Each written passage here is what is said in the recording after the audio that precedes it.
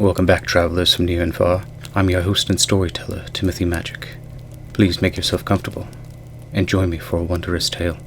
Tonight I will be sharing with you a legend from the first people of the southeastern region of North America. As in many traditions around the world, these words did not appear in print for many generations. They were handed down from elder to youth. You may have heard other versions of these legends throughout the region, some longer or shorter, or some names and locations changed. But if this is your first time hearing these words, I hope you will enjoy. With that, I bring you The Theft of Fire from the Cherokee people. In the beginning there was no fire, and the world was cold, until the Thunderers, who lived up in Galulutin, sent their lightning and put fire into the bottom of a hollow sycamore tree, which grew on an island. The animals knew it was there, because they could see the smoke coming up from the top, but they could not get to it on account of the water, so they held a council to decide what to do. This was a long time ago. Every animal that could fly or swim was anxious to go after the fire. The raven offered, and because he was so large and strong, they thought they could surely do the work. So he was sent first. He flew high and far across the water and alighted on the sycamore tree. But while he was wondering what to do next, the heat had scorched all his feathers black, and he was frightened and came back without the fire. The little screech owl volunteered to go and reach the place safely. But while he was looking down into the hollow tree, a blast of hot air came up and nearly burned out his eyes. He managed to fly home as best he could, but it was a long time before he could see well, and his eyes are red to this day.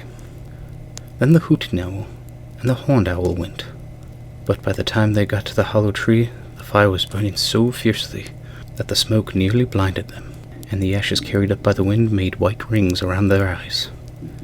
They had to come home again without the fire, but with all their rubbing about their eyes, they were never able to get rid of the white rings. Now no more birds would venture, so the little black racer snake said he would go through the water and bring back some fire. He swam across to the island and crawled through the grass to the tree and went by a small hole at the bottom. The heat and smoke were too much for him too, and after dodging about blindly over the hot ashes until he was almost on fire himself, he managed by good luck to get out again. But his body had been scorched black, and he has ever since had the habit of darting and doubling back on his tracks as if trying to escape from close quarters. He came back, and the great black climber snake offered to go get the fire. He swam over to the island and climbed up the tree on the outside, as the black climber snake always does. But when he put his head down into the hole, the smoke choked him, so he fell into the burning stump. But before he could climb out again, he was as black as the racer snake. Now they held another council, for still there was no fire, and the world was very cold. But birds, snakes, and four-footed animals all had some excuse for not going, because they were all afraid to venture near the burning sycamore, until the water spider said she would go. With her black downy hair and the red stripes on her body, she can run on top of the water or dive to the bottom, so there was no trouble to get over to the island.